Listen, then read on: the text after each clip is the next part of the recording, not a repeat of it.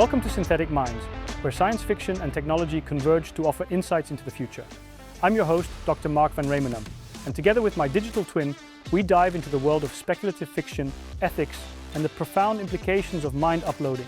Our guest is Grace Chan, an award-winning speculative fiction writer and psychiatrist, whose debut novel, Every Version of You, explores the complexities of identity, consciousness, and love in a future dominated by virtual reality and mind uploading. We'll explore how these themes can provide valuable lessons for organizations navigating the future of AI and technology. In this episode, Grace and I discuss the ethical implications of technological advancements, focusing on the allure of convenience, the commodification of human consciousness, and how corporations influence our perception of reality. We also talk about the delicate balance between embracing new technologies and the consequences they bring. Join us in this thought-provoking conversation that will leave you questioning what it means to be human in a world increasingly dominated by virtual spaces. Don't forget to subscribe and stay tuned for more insights into the future of technology and society. Welcome, Grace. So glad to have you on my show. Thanks, Mark. It's a real honor to be here, and I'm excited to have a chat with you. Fantastic. Well, before we dive into your book and how you look at science fiction, can you share a bit about your background and about the book you've written and what are sort of the common themes in your work? Yeah. So I am a speculative fiction writer, but can really vary from writer to writer. But for me, I write a lot of science fiction, both near future science fiction and far future science fiction. So it's a lot of fun. I write both short fiction and I have published one novel. Apart from being a writer, I also wear a different hat. I am a psychiatrist as well. So during my medical training, I became quite fascinated by the brain and the mind, and I sort of knew that I really wanted to specialize in either neurology or psychiatry. And so psychiatry was the specialty that sort of grabbed me and didn't let go. So I divide my time between my writing and my psychiatry practice. Nice. I can imagine it gives you a lot of insights. The psychiatry part of your work is very valuable in your writing, I can imagine. Yeah, absolutely. I think there's a lot of overlap between the medical training, the psychiatry work, the thinking about the brain and the mind, and the stories that we sort of tell ourselves to figure out who we are. And there's a sort of two-way conversation between the medical part of my brain and the writing part of my brain that sparks ideas from, one side to the other. So they both sort of, I think both are necessary to my sort of fulfilled life. And the creativity is a really wonderful, I think in many ways the creativity also makes me a better doctor, a better psychiatrist. Yeah. Great. In terms of go ahead. The novel. So I've just published one. That is Every Version of You. Nice. Congratulations. Thank you. Yeah, it's quite an evocative cover, I think. I'm really grateful to the cover artist. So this is my debut novel. In a tongue-in-cheek way, I've described it to people as it's a book about staying in love after mind uploading into virtual reality. Wow. But in a more complex description is that it's a near future science fiction book where most of us are transitioning into digital beings. We're leaving our bodies behind for a digital world with increasingly advanced iterations of technology. So people begin to immerse themselves in this neuroactive gel that allows access to a virtual world called Gaia. And so they're relinquishing our climate-ravaged physical world because this new technology is so convenient and attractive, and this sort of leads to the ultimate decision. Would you upload your mind into Gaia when the technology arrives and essentially leave behind and destroy your physical body? And so the novel focuses on a couple. It's quite an intimate novel. There's a romance, there's a relationship that sort of centers the novel Tao Yi and Naveen are the couple, and they're pulled in different directions by their relationships to technology. And it's mostly from Tao Yi's point of view that I explore identity, love, loss, and sort of what our societies might look like in the future, and try to grapple with what it means to be human. Well, very big questions that you cover in that book, and one question that immediately comes to my mind is would you upload yourself? Well, you've thrown me in the deep end right at the start, Mark. You know what, Mike? Every time someone asks me this, I have to think about it again because I feel like my answer shifts a little bit, and it was something that I thought about as I wrote the book. I think in many ways I would want to resist because of some of the ideas that I explore in the book about, how we sort of mindlessly embrace new technologies. We embrace it for the sake of convenience or gratification, or without really thinking about the consequences it has for ourselves and our relationships and for the environment and the society, broader society. So I really think I would try to resist, but I think also I'm human, and if all of my loved ones, if everything that was important to me was shifting into a virtual space, it's hard to say that I wouldn't say no and go along with a decision that everyone was making. So I think I would try to hold out, but I think I might actually upload if in this hypothetical future where everyone is uploading. Yeah, wow. It's certainly an interesting question. I was moderating a panel last week in the Middle East where we talked about digital consciousness, which I think is sort of linked to mind uploading, where you could create, in this case, where machines or AI becoming sentient. So it's slightly different. But I think there's so many interesting aspects to talk about when it comes to mind uploading or digital consciousness. The implications for society, the implications of what it means to be human. And you obviously cover that in your book, every version of you. And so, what do you think? If we were to have mind uploading now, what are the implications of what it means to be human? What are the implications of society? Yeah. I think, given that you mentioned digital consciousness, I would say that there is a lot of overlap between the idea of digital consciousness and the idea of mind uploading, both quite hypothetical ideas Yes. at this point in our trajectories. But certainly the way I conceived of it in every version of you, I wanted the idea of mind uploading to sound scientifically plausible, even though our current science is leagues and leagues away from actual mind uploading.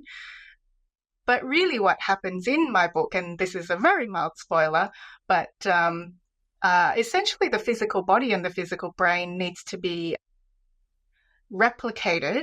And so in a way I imagined the dynamic neural circuitry of our brains, the neural network and the connectomes that make up our dynamic minds being replicated by an extremely advanced sort of AI computing model that could essentially transpose our minds, which are based on organic circuitry, into equivalent minds based on digital circuitry. So there's no sort of, this goes into, if you want to to think about the philosophical implications of this, is there a transposition of the soul, the essence of the person, into the virtual space? My own sentiment is that no, there isn't. There has to be the end of one and the recreation of the digital person in the digital space, and there's a loss of, there's not a direct continuity between the two. It is a copy. Is essentially what I'm trying to say. So it is the sort of digital consciousness that you are creating in that virtual world, and I suppose the state of our technology at the moment and the state of our medical understanding and our understanding of the mind and the brain. I think realistically it remains a very hypothetical technology. Which is I think is actually a good thing, because I think there's a lot of ethical considerations Yes, before we, absolutely. incorporate something like mind uploading into our society. But the hard problem of consciousness is still very much a hard problem. We don't Yeah. really understand how consciousness arises, and so I think we're quite far off from mind uploading. Will remain a thing of science fiction For a books long and time. movies for a while. And I think the AI that we have now is quite a different beast, as I'm sure we'll get into. Yeah. Well, one final thing I want to say, I'd like to say about the digital consciousness. One of the things that we covered was that more and more research starts to indicate that potentially there might be some quantum entanglement going on into our brains. So I guess it might become at some point in the future possible if we see the convergence of quantum computing and AI, which no doubt will happen sometime in the future. Did you look into that research as well while writing your book, or did you take it into consideration, or is it something outside of it? Yeah. When I started drafting and writing this book, it was sort of 2018, 2019, and I didn't I didn't come across sort of quantum computing No, it's or very any of new. those quantum entanglement theories at the time. It was around the time that I was sort of thinking quite a fair bit about the brain and the mind, and coming across research around the Human Connectome Project, and how the mind is sort of seems to be housed more in these dynamic circuitry rather than any sort of static neuroanatomy.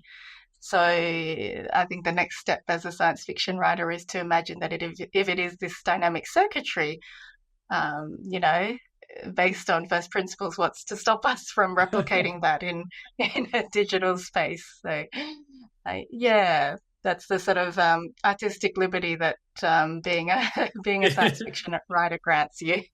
Very good, yes. And so if we look at sort of the roadmap to digital consciousness, which of course is a very, very long roadmap. So but let's sort of today, where you sort of see, the advances in AI, the advances in virtual reality, or the metaverse for that matter.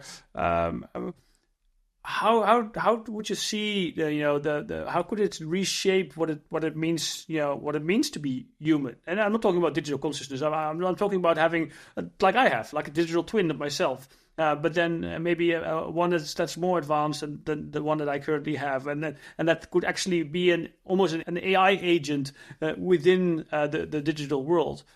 How would it impact what it means to be human? How would it impact our identity?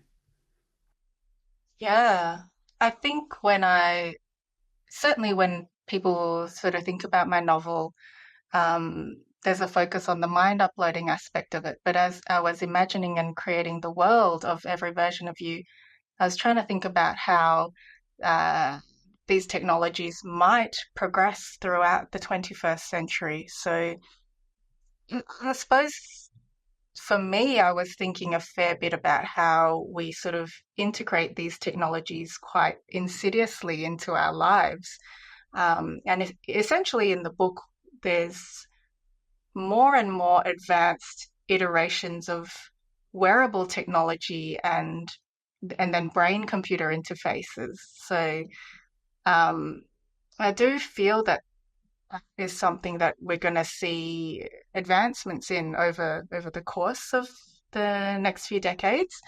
So, for example, in the book, there's a technology called the Revision, which is like a little node that attaches to your temple, and it interfaces with your auditory and visual cortexes, so it can project directly into your brain, and you can also interact directly using your mind with the computer interface.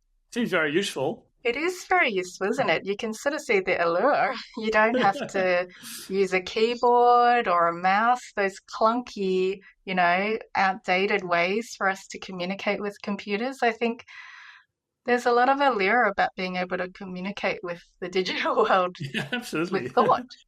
Makes you feel quite omnipotent. Yeah. Um, Yeah, and I don't think we're too far away from these sorts of technologies, right? There's already brain computer interfaces in a way.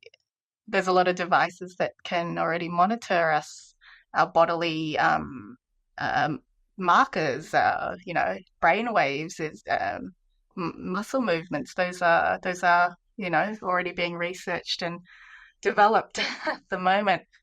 Then in the book, the next step is caps that people wear, and they sort of monitor their neural activity.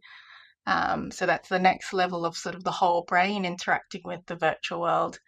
And then eventually, in the book, we progress to these pods that are filled with something I've called new gel, which is a gel that essentially allows for a very direct and immersive whole body, whole brain interaction with the virtual world. So essentially, people become more and more immersed in a virtual world. And I do think this is sort of perhaps I was wanting to explore and extrapolate the kind of interactions that we have with technology nowadays, and I think with VR now, there's certainly good and bad aspects. Like I think identity has become much more fluid in many ways. We can explore identity in online spaces, and perhaps the downside is people might be more concerned with how they present themselves online than in the real world, perhaps more focused on a false presentation of themselves. And this is something that I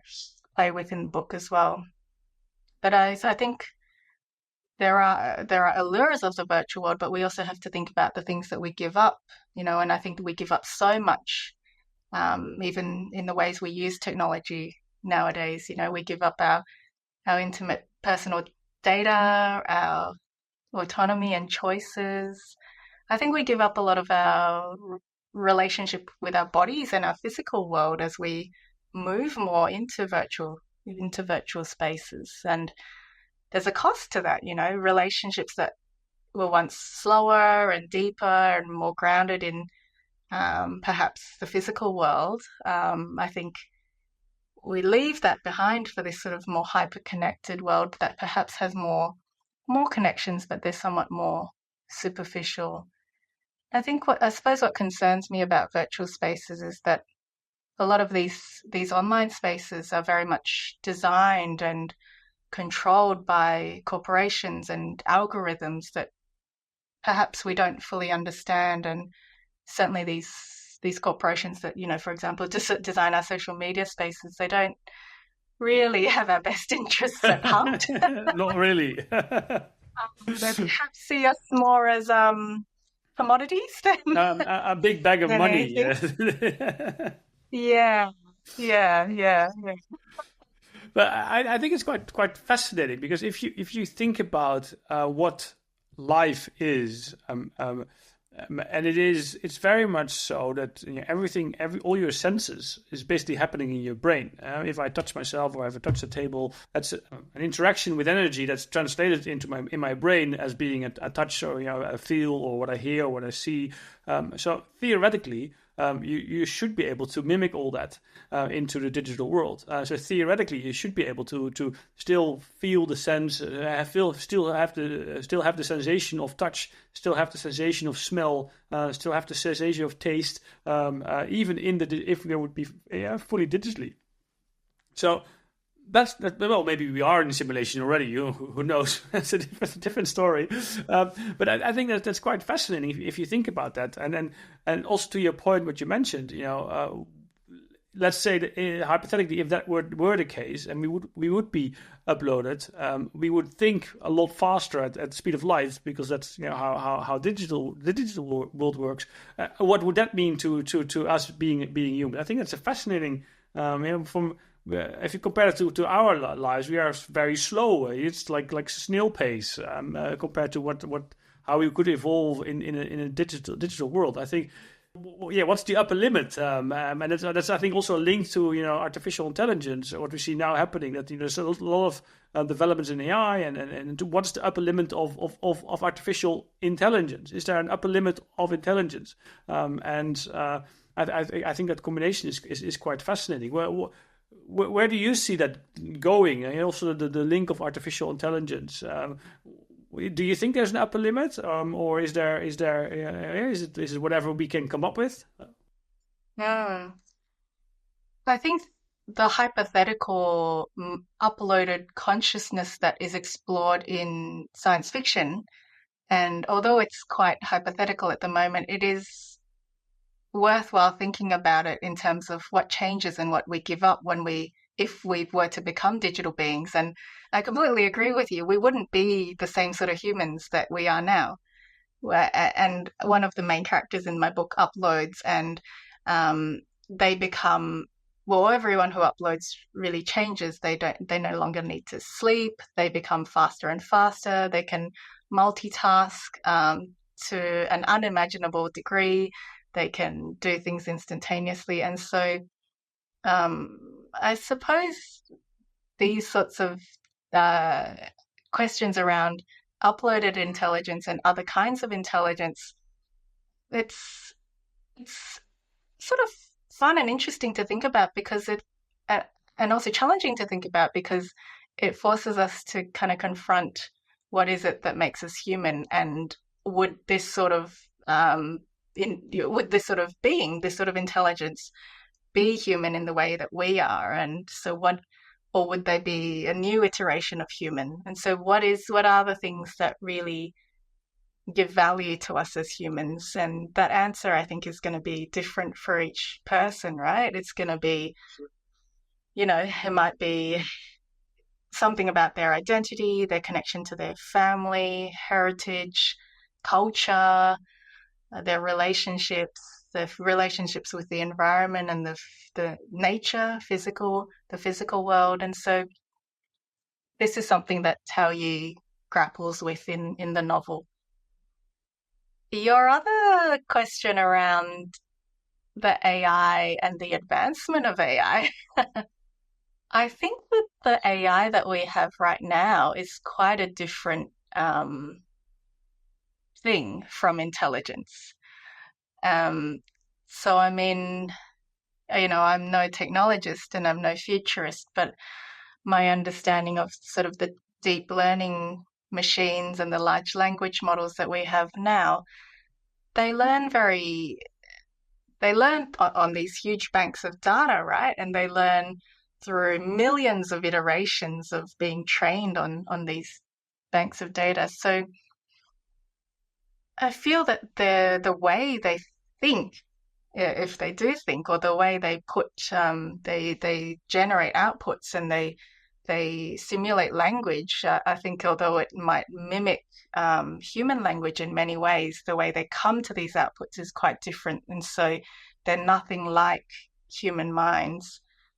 So I feel like there will be a limit perhaps to, it's not quite a limit. I do think that the things like, ChatGPT and the large language models that we have right now, I do think right now they're terrible at, producing, creative, writing a novel, for example. Yeah. But I think, Fortunately for you. they may get. What's that, sorry? Fortunately for you. Exactly. Fortunately, they still write very bland, generic words. But I do think they could get much more good at replicating certain human tasks, but they are quite task specific, right? And they do have to be trained in a very specific way. They can't sort of acquire new skills in the way that we can. So I feel like they're nothing quite like human or even animal minds. But I wonder about other forms of technology, particularly, I've mentioned brain-computer interfaces and us becoming more cyborgian and sort of interacting directly with computers. I wonder how that will change us as a society. And I wonder as well about... How do you think it will change? Yeah, I do think it will change. I think it will have an impact on our identities if we can instantaneously connect to virtual worlds and access vast troves of knowledge and be somewhat omnipotent in a digital space. Not to mention, like, transposing us somewhat out of our physical bodies into digital avatars and interacting in virtual spaces. I think it will change what it means to be human in a constellation of ways. Yeah, it reminds me of an article that I read long time, 8, 9 years ago, from Tim Urban from the blog Wait But Why. Are you familiar with him? Um, Oh, Tim Irving, did you say? Tim Urban, yeah, he's an American blogger, quite well known, and he writes these very very long form 50,000 words articles. And I remember the one in particular where he really dove into artificial intelligence, and one of the things that he was exploring is that in the future it becomes possible to literally have brain to brain communication, and I can see, hear, and smell and feel what you hear, smell, and feel. Which theoretically it's possible, it's just energy in your brain. I could capture that, I could send it to you, I could input it into your brain, and then you should be able to see and hear exactly what I see, which is kind of freaky, but also something that I think is at some point in the future would be realized. Obviously, that's still very very far away. Hope so. I don't say if hope is a good word, because it's also quite fascinating, I'd say, but also really frightening if it becomes possible. But that's still far away. How do you already see AI changing what it means to be humans? How do you already see AI changing society? What's your perspective? Yeah. I think that's such an interesting. Sorry, I'm just hung up on that idea of being transposed into another human's perspective, or even for example, if someone couldn't see, if they could be able to be transposed into, have the vision of another person, or someone who had lost function in their limbs or their body could manipulate a robotic body around. It sort of makes me think about how technology is often designed for a certain purpose, but then there's a whole lot of unintended and expanded uses of a certain technology that spring out of that. That's an exciting kind of technology that you've mentioned there. Well, maybe a topic for a new book at some point. Yeah. In terms of how I see AI. Your question was around how I see AI changing society now. Yeah, absolutely. I think I sort of touched on the idea of the insidiousness of AI and technology in our present day lives, right? And I think a lot of this thought was brewing in the back of my mind as I wrote the novel. So I feel like we already accept so much technology into our lives now and give up so much of ourselves to these techno giants, And I think one thing that happens is that we begin to live inside sort of these bubbles almost of AI curated online content. Just think about, when you log onto YouTube or Spotify or Netflix, and what you see is completely different from the next user, right? Because it's been generated by algorithms that are trained on the data that you've previously inputted to them. And so we almost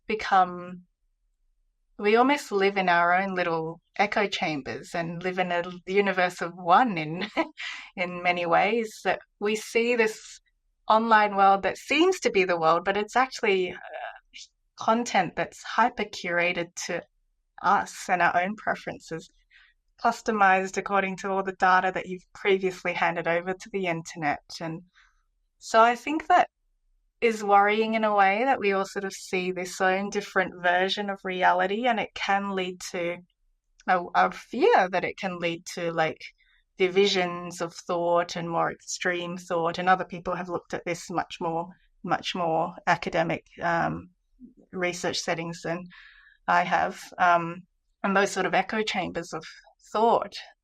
So that is one thing that I see happening. I suppose another thing that I see happening with AI and its current and near future developments is that intrusion into autonomy and privacy, right? It's like, how much of ourselves and our choices are we handing over to these intelligences that we don't fully understand? So it's, I've stopped wearing my wearable tech, and there's just something about thinking about, your heart rate data, your sleep data, all of that, just maybe thinking for another second about how much data you give about yourself to I'm still wearing mine. I'm still wearing my Aura ring, so I'm a bit. It's a fair point, Yeah. It collects all my intimate data. I mean, it is that I do trust Aura to take care of my data. I would not necessarily wear an Aura ring from Facebook or from Meta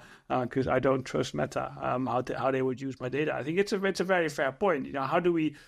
What's the relationship that we have as individuals with the companies that provide us the services? And that's a very, on the one hand, very balanced and very delicate relationship, but often also a relationship that's where trust is doesn't really exist because big tech just they have a different perspective than we have, which is especially if you think in the long term, or if you have brain-computer interfaces, our thoughts are our last bastion of privacy. What if our thoughts end up in the hands of big tech? I think that would be pretty scary. Yeah, and I think absolutely quite a frightening prospect. And I think already with the data that technology corporations have from what we already do, we spent, our locations, what we do online, our wearable tech, they can already make so many inferences about who we are, and that it's only going to increase, I think, the amount of information that is the intrusions perhaps into our privacy. And I think that this is I'd like to see a world. I think, like you, I'm a what did you say? You're a optimistic dystopian? Yes. Yeah. I think I've used a similar term. I'm a hopeful pessimist or something like that. I like that one as well. Yeah. That I think I would like to see AI be much more thoughtful in both its design, how it's built and how it's designed, and ethics is much more incorporated into that, and also in its implementation and its effect on society. The consequences are much more thought about. If you look at organizations, because obviously one of the objectives of the Synthetic Minds podcast is to help organizations better understand the future through the lens of science fiction writers, because I do believe that science fiction writers have the capabilities to imagine the unimaginable almost, and just like you did with exploring digital consciousness and digital and mind uploading. What kind of tips would you have then in this regard for organizations to be more conscious about implementing AI, to be more ethical when it comes to technology? Yeah, I mean, people get really excited about like what I think of as like the three C's of technology, like the coolness of technology, the convenience of it, and the commercial potential. But I think we don't, as I said, we don't think enough about the consequences, how the technology will actually change us as individuals, and whether or not we want those changes for society. I was reading a Ted Chiang article in the New Yorker recently. He's written a little bit on Ted Chiang, the science fiction writer. He's written a little bit about large language models, and he made this point that I thought was quite funny in one of his most recent articles. He said, with the way that large language models are right now, it's not difficult to imagine someone asking ChatGPT to turn a list of bullet points into a fully fledged document, and then someone else asking ChatGPT to turn that document back into a list of bullet points. And so he was making the point that the amount of meaningless content or content that's not really thought about in the world is just going to increase exponentially. And is this actually a net good for the world?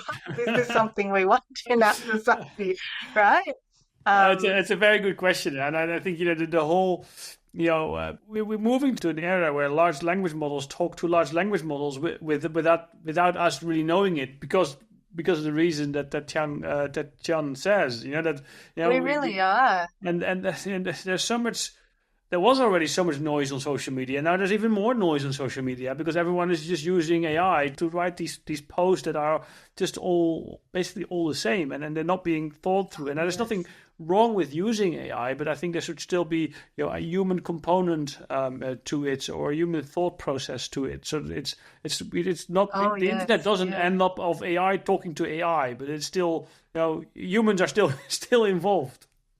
I have a lot of thoughts and feelings about what you just said, but I completely agree. I think the noise that you pointed out is just, the noise on the internet and the amount of thoughtless content that's just generated, and people haven't put a lot of thought into it, and it just sort of diffuses and distracts, I think, from really intentional, valuable communication. Linguistic communication, which is a huge part, I think, of what makes us humans. Well, that's what brought us here, Language is what brought us here.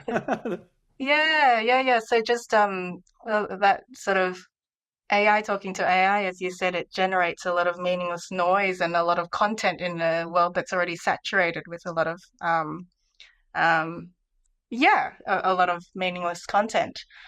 I think you're right, but I agree with you as well in that AI, there are many positive uses that I hope for AI, for example, I'm just thinking about in the medical world, AI used in early detection of things like, breast cancers and autism, being able to do that in that, that sort of work, that sort of task that it exceeds, it excels compared to humans. That is the sort of thing that we want AI to do. Or I think in Australia, there's AI, the CSIRO has been using AI alongside Indigenous populations to work with, I think, restoring wetlands.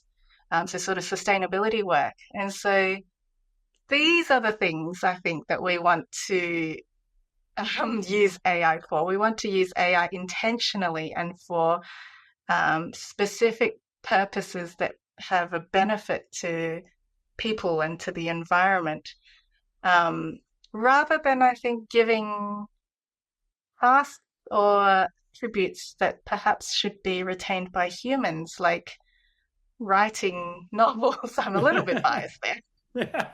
Or making art, or communicating in a meaningful way. So that's sort of one big thought. I suppose others have written much more about this and advocated much more about this and know much more about this than I do, but incorporating ethics and research ethics into AI design and implementation, and making sure that ethics does not replicate the exploitative patterns and the colonial economy that is currently existing. I think there's a lot of unseen labor that goes into the AI systems that we have now, and there's an article co-authored by Timnit Gebru, who is the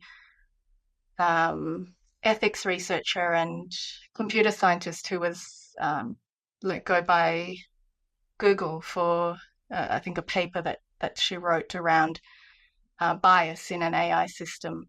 And so there's a very eye-opening article called the Exploited Labor Behind Artificial Intelligence. I think that's the title, which talks about how there's sort of marginalized communities all around the world that are used as data labelers and content moderators and this labor really fuels a lot of the AI systems that we have now. So I think those are probably the most pressing concerns that I feel our hurtling into the rapid development of AI needs to be tempered by considerations of the ethics of And in this regard, what could individuals, organizations, we as society, what can we do today to ensure that we end up on the good side of history, that we end up with an AI that is there for us, and that eventually, if we decide to mind upload, if that becomes possible 100 years from now,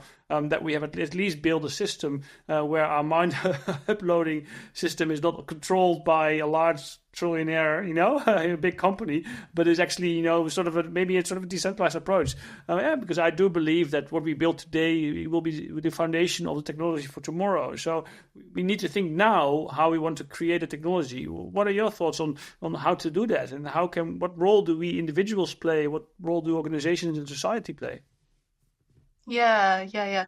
I think having a bigger consideration of AI ethics and having like AI ethics and ethics research incorporated into all organizations who work in this area is really, really important, to keep that as a forefront consideration. I think having also corporations having diverse teams, so people from a diverse range of backgrounds, diverse walks of life, and not just having diverse teams, but also including people with diverse backgrounds in positions of authority as well. I think that is crucial in terms of designing ethical technologies. I think just a general sort of more of an understanding that technology really can't be separated from its social political context, right? How it's built, who it's made for, who controls it, who has access to it, and how it affects the users, the people. So things like, just simple things like don't take so much data from users. We need our privacy protected. We need better privacy. At an end user level, we can think about how much information we share online, and we can limit how many photos we post and turn off location tracking and check our privacy settings. But in the end, it also feels like there's only so much we can do. The design of these systems also needs to protect the end users better.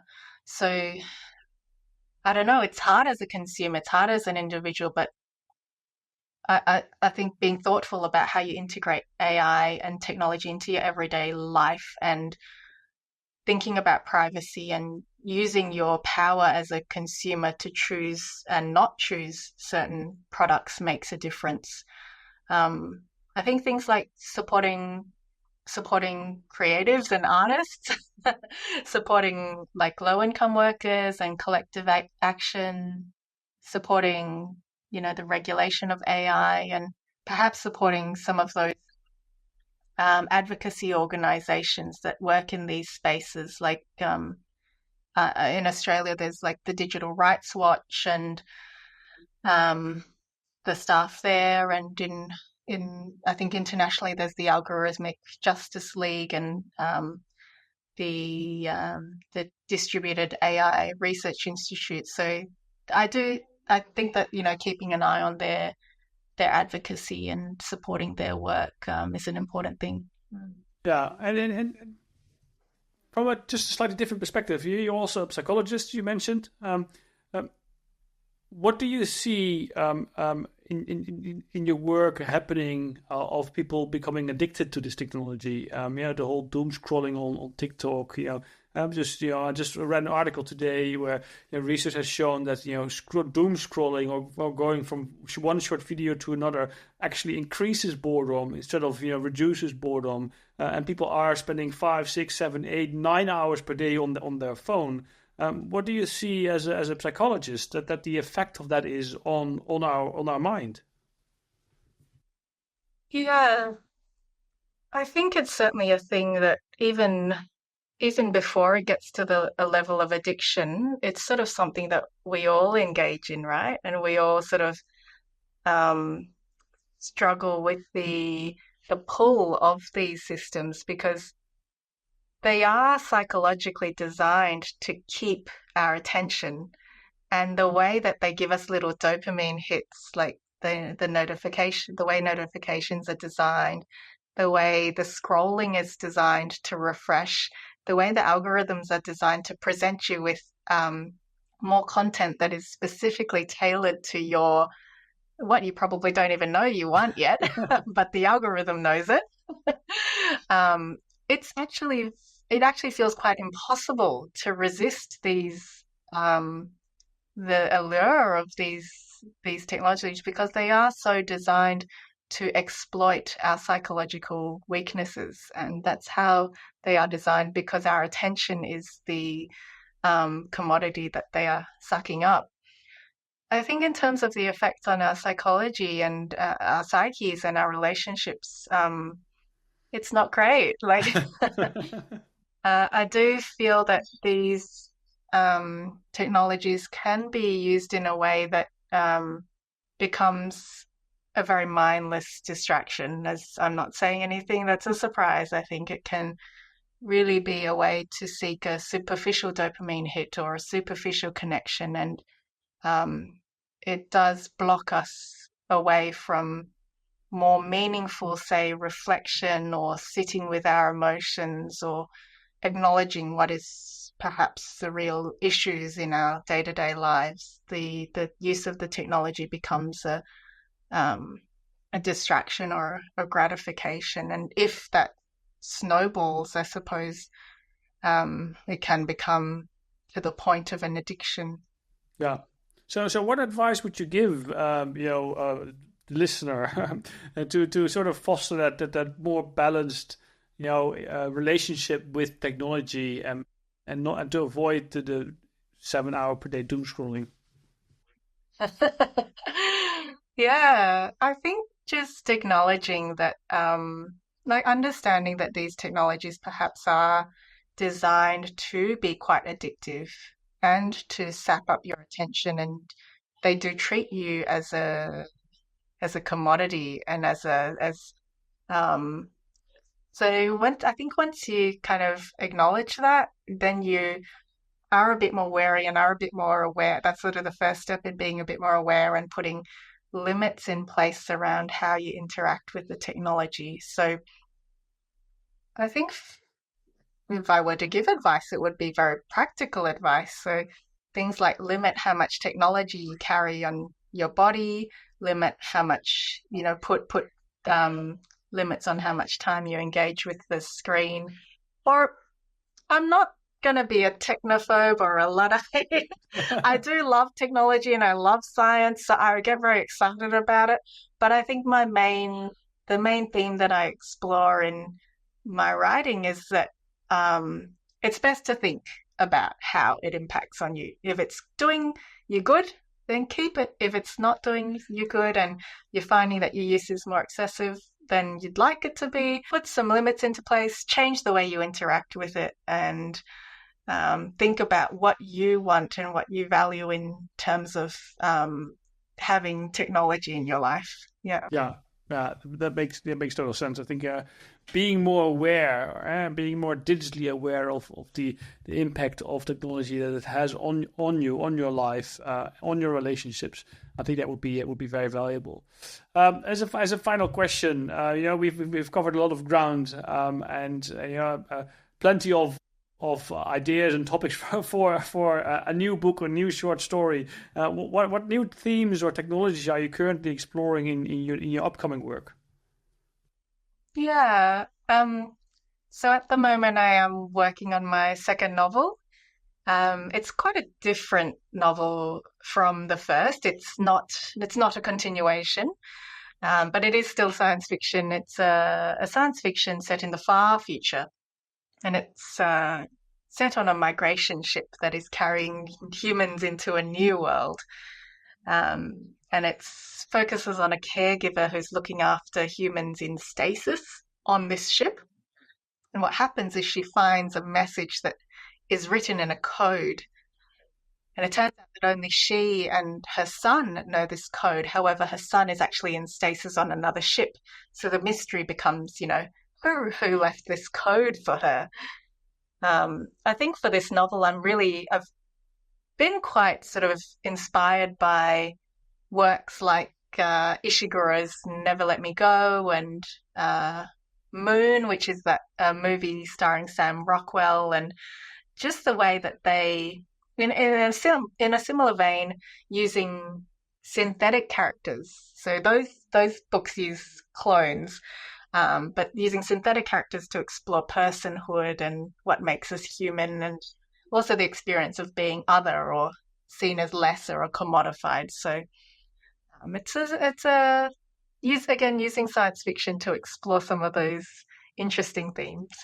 Nice. Well, I'm very much looking forward to that when it's being published.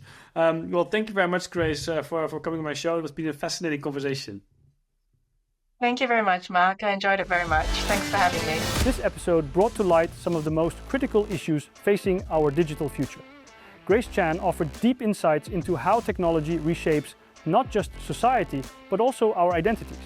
From the ethics of mind uploading to the risks of corporations controlling our virtual selves, we discussed the consequences of technology and how organizations should not only focus on the coolness, commercial application and convenience of innovation, but also its consequences.